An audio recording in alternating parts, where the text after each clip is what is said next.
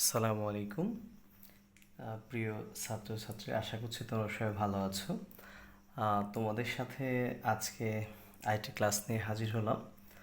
আজকে তোমাদের পদার্থবিজ্ঞান প্রথম পত্র এইচএসসি এর বিশেষ ভেক্টর, অর্থাৎ অধ্যায় 2 ভেক্টর থেকে দ্বিতীয় ক্লাস। এটা যে বিশেষ ভেক্টর আছে অর্থাৎ স্পেশাল ভেক্টরস, এটার চারটি অংশ অর্থাৎ চারটি ডেফিনেশনে তোমাদের সাথে একটু আলোচনা করতে চাই। তোমরা দেখছো যে আলোচ্য বিষয় হচ্ছে বিশেষ ভেক্টর। এর মধ্যে আমরা আলোচনা করব এখন শূন্য ভেক্টর, একক ভেক্টর, আয়ত একক ভেক্টর ও অবস্থান ভেক্টর। এই চারটি বিষয় তোমাদের সাথে আলোচনা করতে চাই। তো চলো, পদার্থ খুব যে কঠিন বিষয়টা এরকম না, একটু পড়লেই পারা যায়। চলো শূন্য ভেক্টর নিয়ে আলোচনা করি। আমি সবচাইতে সহজ ছোট যে সংজ্ঞাটি আছে, এটা শূন্য ভেক্টর অর নাল ভেক্টর আর জিরো ভেক্টর। এটা বোর্ড পরীক্ষায় প্রায় আসে, বিভিন্ন বোর্ড পরীক্ষায় জ্ঞানমূলক প্রশ্ন এটা তোমাদের চলে আসে। তাহলে আমি তোমাদের সাথে শেয়ার করতে চাই। দেখো, ছোট করে সংজ্ঞা লিখছি যে ভেক্টরের মান শূন্য, মান শূন্য, তাকে শূন্য ভেক্টর বলে, তাকে শূন্য ভেক্টর বলে। অর্থাৎ আমরা যে ভেক্টর রাশি পড়েছি, এরকম একটা ভেক্টরের মান শূন্য, তাই কি বলবো? শূন্য ভেক্টর। এখানে একটি বিষয় আলোচনা আছে তোমাদের সাথে, যে কোনো ভেক্টরের নির্দেশক, অর্থাৎ আমরা একটা ভেক্টরকে যদি কোনো কিছু দ্বারা নির্দেশ করতে চাই, ওই নির্দেশক রেখা অংশটির যার আদি বিন্দু এবং শেষ বিন্দু যদি মিলে যায়, তবে রেখা অংশটি একটি বিন্দুতে পরিণত হয়। এ ধরনের ভেক্টরকে শূন্য ভেক্টর বা অকার্যকর ভেক্টর বলে।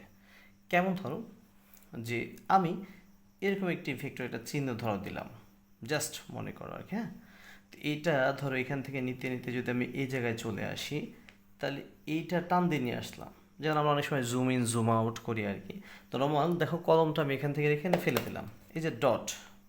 হ্যাঁ, এইটার আদি বিন্দু মানে সূচনা বিন্দু এবং শেষ বিন্দু উভয়টাই কি সমান, একই জায়গায় আছে, এমন একটি অবস্থাকে বলা হয় থাকে শূন্য ভেক্টর।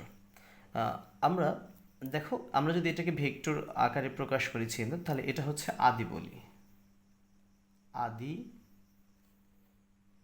বিন্দু। হুম, আর এটা হচ্ছে শীর্ষবিন্দু বা শেষ বিন্দু, শীর্ষ বিন্দু। হুম, এটা বলে থাকি। এটা এই আদিবিন্দু এবং শীর্ষবিন্দু যদি একটা নির্দিষ্ট বিন্দুতে মিলিত হয়ে যায়, তাহলে এটাকে বলে রেখাংশ। দ্যাট মিনস এই টোটাল রেখাংশটা একটা বিন্দুতে যদি মিলিত হয়, তাকে বলবো আমরা শূন্য ভেক্টর। আচ্ছা, একটা প্রশ্ন হয় তোমাদের যে দুটি সমান ভেক্টরের মানে কোনোভাবে কি শূন্য ভেক্টর হতে পারে? মানে দুটি ভেক্টর থাকবে, যে ভেক্টরের মান সমান, তাহলে ভেক্টরটি কি শূন্য হতে পারে? এই ভেক্টরটি শূন্য হবে। যেমন তোমাকে আমি একটু উত্তর আকারে বলে দিই একটু। হ্যাঁ, দুটি সমান, দুটি সমান ভেক্টরের, দুটি সমান ভেক্টরের বিয়োগফল, দুটি সমান ভেক্টরের বিয়োগফল হলো শূন্য ভেক্টর। অর্থাৎ দুটি ভেক্টর রাশি থাকবে যার মান সমান থাকবে, এমন দুটি ভেক্টরকে যদি তুমি বিয়োগ করে ফেলো, তাহলে সেটাকে বলবো আমরা শূন্য ভেক্টর। আরেকটি আমরা বলতে পারি যে ধরো আমি এখান থেকে একটি ভেক্টর নিয়েছি, যে ভেক্টর মান 3, ভেক্টর মান 3।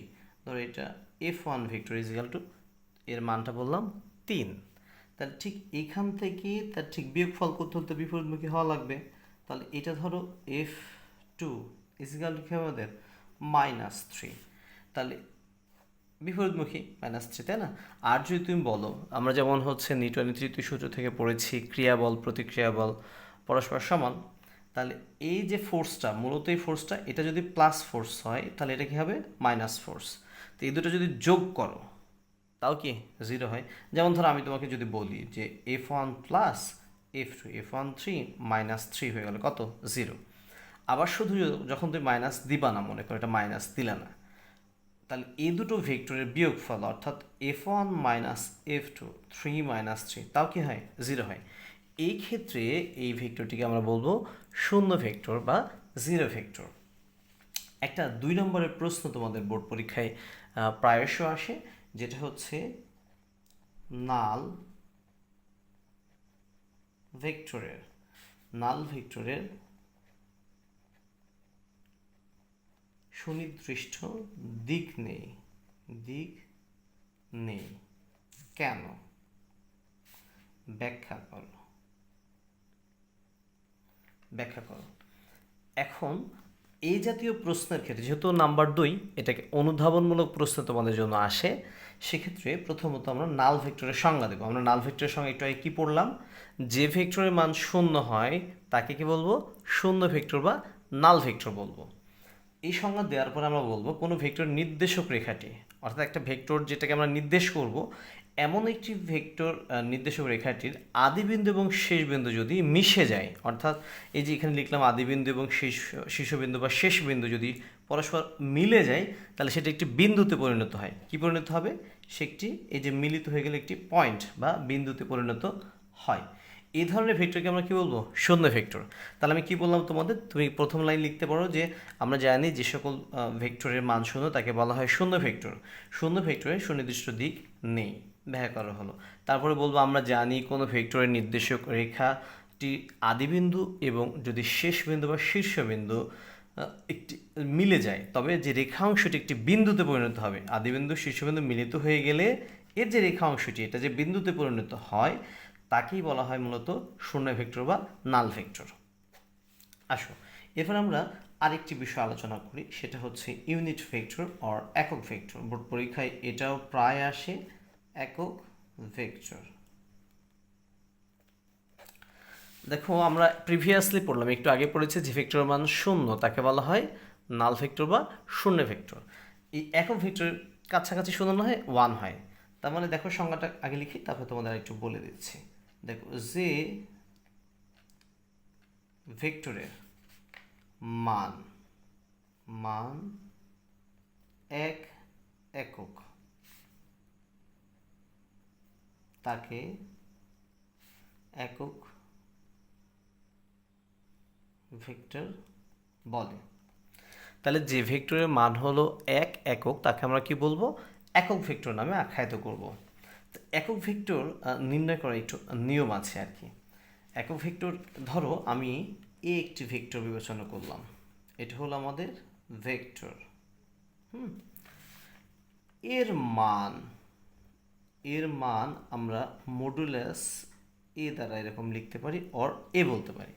একটু এর আগের ক্লাসে আমরা দেখেছিলাম মানটা কিভাবে প্রকাশ করতে হয়, যে ভেক্টর থাকবে তাকে মডুলার চিহ্ন দিয়ে তার উপরে তীর চিহ্ন দেওয়া হয়, অথবা শুধুই অ্যালফাবেট বা অক্ষরটি তোমার লিখতে হয়। মান শূন্য নয়, মানে কোনো ভেক্টরের মান যদি শূন্য না হয়, তবে এ মান দ্বারা ওই ভেক্টরকে ভাগ করলে যে ভেক্টরের দিকে একক ভেক্টর পাওয়া যায়, মানে ওই ভেক্টরের দিকে এক ভেক্টর পাওয়া যায়। তাহলে আমি এই যে এটা ভেক্টরের কি মান, ভেক্টরের মান, তাহলে একক ভেক্টর আমরা কিভাবে বলবো আর কি? একক ভেক্টর, ধরো ছোটদের স্মল এ দিলাম, তারপর একটা টুপি সাইন দিলাম, it's called a cap sign.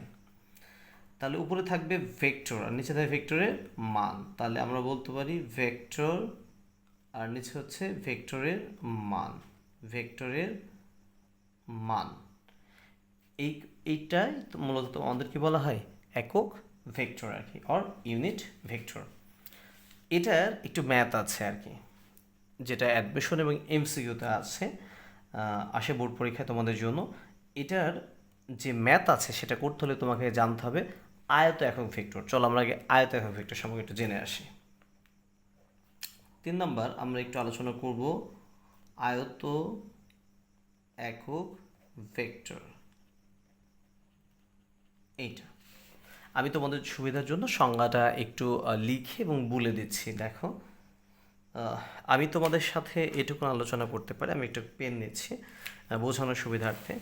দেখো যদি কোনো বস্তুর গতি একটা নির্দিষ্ট এরকম মাত্রা দ্বারা প্রকাশ করা যায়, তাকে বলে তার গতির মাত্রা হচ্ছে 1। আর কোনো বস্তু যদি এই রেখা বরাবর, যে দেখছে আমার আঙুল হাতের এই বইয়ের এই অংশ বরাবর যদি চলে যায়, সেটা হচ্ছে একমাত্রিক। তো যখন কোনো কিছু গতি বর্ণনা করার জন্য দুটি অক্ষ প্রয়োজন হয় তাকে বলে দ্বিমাত্রিক। আর যদি কোনো বস্তুর গতি পরিমাপ করার জন্য 3টি অক্ষের প্রয়োজন হয় তাকে বলে ত্রিমাত্রিক। যেমন ধরো আমি তোমাকে উদাহরণ সহকারে একটু বলতে চাই যে যদি কোনো একটা বস্তু একটা নির্দিষ্ট সোজা সরলরেখা পথে গতিশীল হলো, এমন একটা বস্তুর গতি যদি বর্ণনা করতে চাই, তার গতি হবে আমাদের একমাত্রা। আর যদি কোনো বস্তুকে ধরো আমি শূন্যে ছুঁড়ে মারলাম, সে মাটিতে গড়ায় গড়ায় চলে গেল অনেক দূর, এরকম বস্তুর গতি বর্ণনা করার জন্য আমার দ্বিমাত্রিক স্থানাঙ্ক প্রয়োজন হয়, অর্থাৎ এক্স অক্ষ এবং ওয়াই অক্ষ। এবার দেখো যে ত্রিমাত্রিক কি, যদি কোনো বস্তু শূন্যের উপর ভেসে থাকে অর্থাৎ চলমান থাকে, তার এরকম বস্তুর গতি বর্ণনা করার জন্য আমাদের তিনটি অক্ষ প্রয়োজন হয়, তাকে বলবো আমরা ত্রিমাত্রিক। যেমন তোমাকে বর্ণনার জন্য আমি একটু বলছি ছবিতে, ধরো আমি এটা এক্স অক্ষ দিলাম। এই এক্স অক্ষ যদি কোনো বস্তু গতিশীল হয়, তার গতিপথ হচ্ছে ব্যাখ্যা করার জন্য লাগবে একটি মাত্রা। যদি আমরা আরেকটি অক্ষ বিবেচনা করি, এটা হচ্ছে আমাদের ওয়াই অক্ষ। এক্স এবং এর মাঝে যে কোনো বস্তু যদি আলোচনা করা হয়, তার গতিমাত্রা হবে দ্বিমাত্রিক। এখন দেখো আমরা জানি যে এক্স ওয়াই সাপেক্ষে জেড অক্ষটি পরস্পর এরকম লম্বভাবে অবস্থান করে, পরস্পর লম্বভাবে অবস্থান করে। তো আমরা তো এইভাবে অক্ষর একটা টানতে পারবো না, একটা অংশ দিব না, তাহলে কীভাবে দেবো, এভাবে শোয়াই, অর্থাৎ জেড অক্ষটাকে আমরা এমনভাবে উপস্থাপন করব। তাহলে এটা আমাদের দেখো মূলবিন্দু আমরা বিবেচনা করি যে এক্স ওয়াই জেড ত্রিমাত্রিক অক্ষ নিয়েছি। তাহলে এই ক্ষেত্রে আমরা একটু আয়ত ভেক্টর, এই যে তিনটা মাত্রা আছে এটাকে বলে ত্রিমাত্রিক। যদি এটা না থাকে তাহলে দ্বিমাত্রিক, যদি দুটো না থাকে তাহলে এটা হবে একমাত্রিক। তাহলে চলো সংজ্ঞাটা আমরা একটু দেখে নিই। সংজ্ঞাটা তোমাদের মুখস্থ করতে হবে। দেখো, ত্রিমাত্রিক, ত্রিমাত্রিক কার্তেসীয় স্থানাঙ্ক ব্যবস্থায়, স্থানাঙ্ক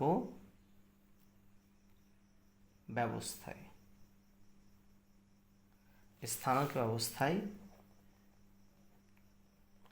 তিনটি ধনাত্মক অক্ষ, কি অক্ষ বলছি, ধনাত্মক, পজিটিভ থাকবে, এক্সিস, ধনাত্মক অক্ষ বরাবর যে তিনটি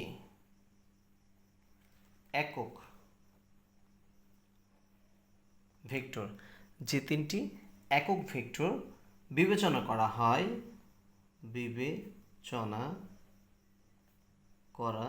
হয়, তাদেরকে আয়ত একক ভেক্টর বলে।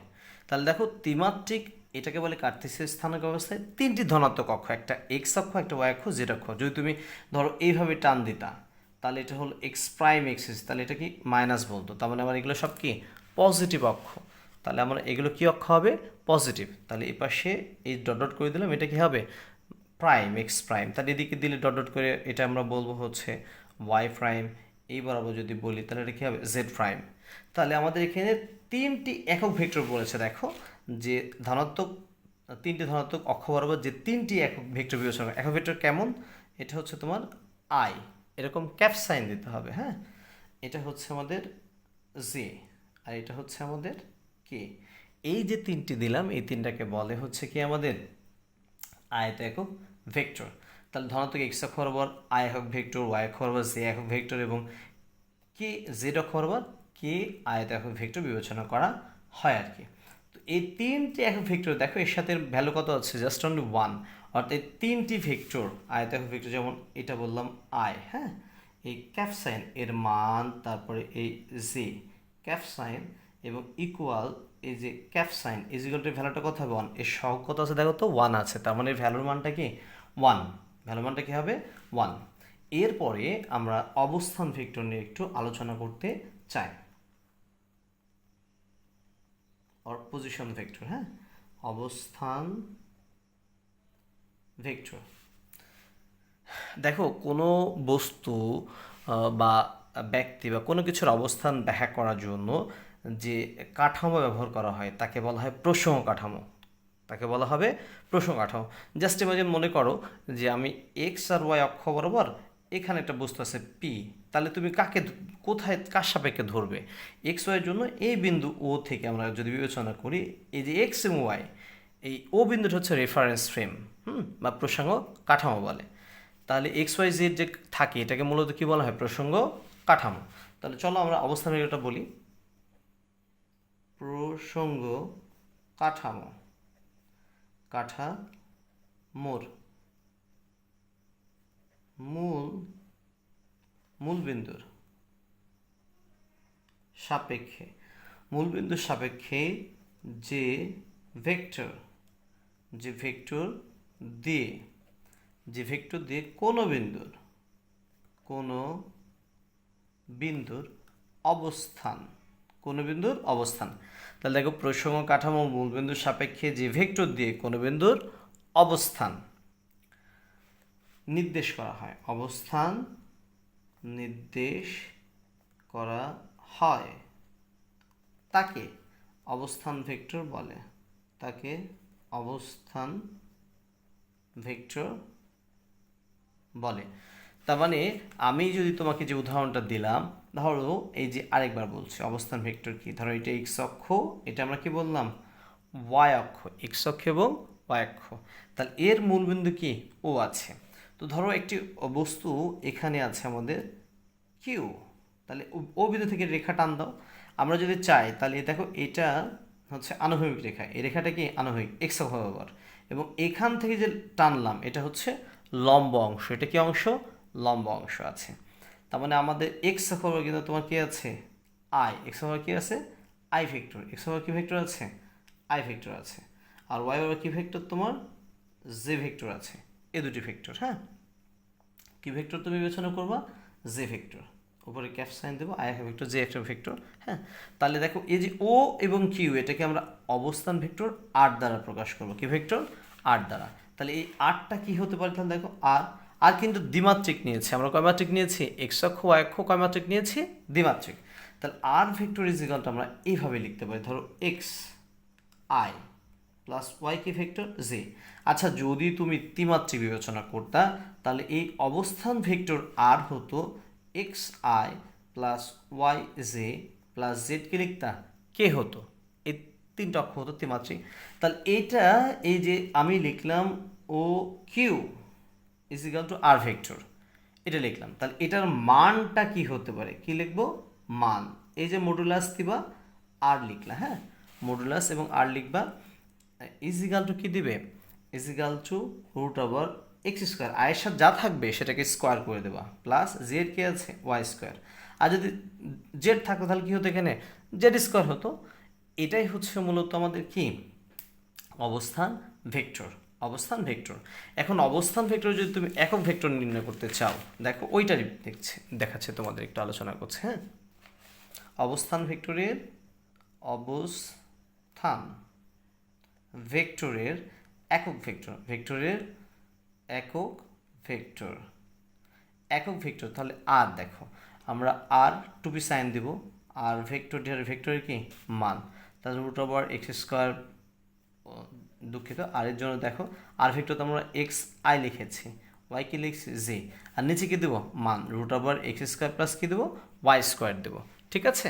তাহলে যদি এটা একক ভেক্টর আগে প্রকাশ করতে চাও তাহলে আর ডিভাইড বাই কি আর ভেক্টর ডিভাইড ভেক্টরের মান, তাহলে ভেক্টরটা ছিল আমাদের x i plus y j, আর যদি ত্রিমাত্রিক স্থানাঙ্ক নাও তাহলে কেমন হবে x i plus y j plus z কি কে, তাহলে রুট ওভার কী দেবো আমরা বলো তো x square plus y square plus কি জেড স্কোয়ার দেবো। এটা হলো ত্রিমাত্রিক এর সাপেক্ষে। তাহলে আজকে তোমাদের এই যে আলোচনা করলাম যে প্রথম থেকে মূলত চারটি বিষয়, একটি হচ্ছে শূন্য ভেক্টর, একটা একক ভেক্টর এবং আয়ত একক ভেক্টর, এবং পাশাপাশি কি পজিশনাল ভেক্টর বা অবস্থান ভেক্টর। এই চারটি সংজ্ঞা তোমরা এই ছোটো ক্লাস দেখে মুখস্থ করে নিও, একটু খাতা কলম নিয়ে যদি বসো এবং বই নিয়ে বসো ইজিলি হয়ে যাবে। এর মধ্যে একক ভেক্টরটা বোর্ড পরীক্ষায় প্রায় আসে, শূন্য ভেক্টর আসে, মূলত এই সংজ্ঞা চারটা তোমরা মুখস্থ করো, বোর্ড পরীক্ষায় জ্ঞান অর্জনের জন্য অনেক ইম্পর্টেন্ট। আমরা এরপরে কিন্তু ডেফিনেশন শেষ হওয়ার পর একক ভেক্টরের ছোটো ম্যাথ দেখবো আর কি, কীভাবে ম্যাথটা সম্পাদন করা যায়। তো তোমরা ভালো থেকো, সুস্থ থেকো, সবার জন্য শুভকামনা জানিয়ে আজকে এখানে বিদায় নিচ্ছি। আল্লাহ হাফেজ।